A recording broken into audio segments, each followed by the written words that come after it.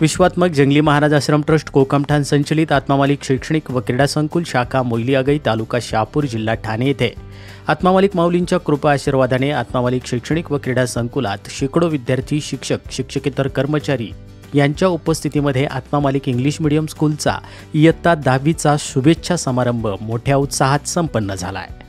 या कार्यक्रमाची सुरुवात आत्मरूप पूजनाने व दीप प्रज्वलन करून करण्यात आली। कार्यक्रमाला शहापूर ध्यानपीठाचे कार्याध्यक्ष उमेशजी जाधव साहेब, स्थानिक व्यवस्थापन समितीचे सदस्य प्रवीणजी मोरे, भरतजी सलगर, जव्हार प्रकल्प निरीक्षक श्याम सर, आमट सर, वृषालीताई जाधव, गायकवाड काकू, Ulhas Patil sir, Rajendra Nene sir, Rahul Jadhav sir, Dattatreya Telore, Kailas Thorat sir, Pankaj Badgujar sir आणि सूर्यकांत नवले सर आदींची उपस्थिती लाभली। इयत्ता 10वीच्या विद्यार्थ्यांनी उत्स्फूर्तपणे मनोगते व्यक्त केली आणि सारं वातावरण भावूक झालं।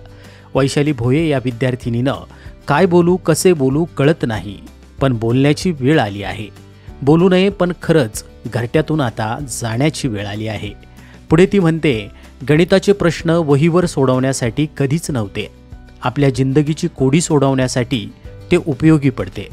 अशा प्रकारच्या भावना व्यक्त करत स्नेहल जाधव या विद्यार्थिनीने देखील आपलं मनोगत व्यक्त करताना ती म्हणाली, होता एवढा प्रवास आपला कित्येक सुखदुःखाच्या वळणाने, आज तरी वाटते मला उद्या भेटू नव्या चेहऱ्याने।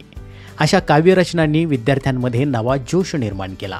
माननीय कार्याध्यक्ष उमेशजी जाधव साहेब यांनी आपल्या 10वीच्या आठवणींना उजाळा दिला आणि योग्य असं मार्गदर्शन विद्यार्थ्यांना केलं। विद्यार्थ्यांनी अभ्यासाबरोबर ध्यानही केलं पाहिजे असं सांगत त्यांनी सर्वांना शुभेच्छा दिल्या। इयत्ता 10वीची विद्यार्थिनी सायंजली मोर या विद्यार्थिनीचे वडील प्रसिद्ध वारली चित्रकार आहेत। श्री राजेश मोर यांनी वारली पेंटिंग शाळेला सप्रेम भेट म्हणून दिली आहे। परमपूज्य सद्गुरू आत्मा मालिक माऊलींच्या कृपा आशीर्वादासह संस्थेचे अध्यक्ष माननीय श्रीमान नंदकुमारजी सूर्यवंशी साहेब यांनी सर्व विद्यार्थ्यांना परीक्षेसाठी आणि पुढील भविष्यातील वाटचालीसाठी हार्दिक शुभेच्छा दिल्या। आत्मा मालिक न्यूजसाठी प्रतिनिधी भूषण चोबेंसह संपादक सागर आहिरे, कोकमठाण।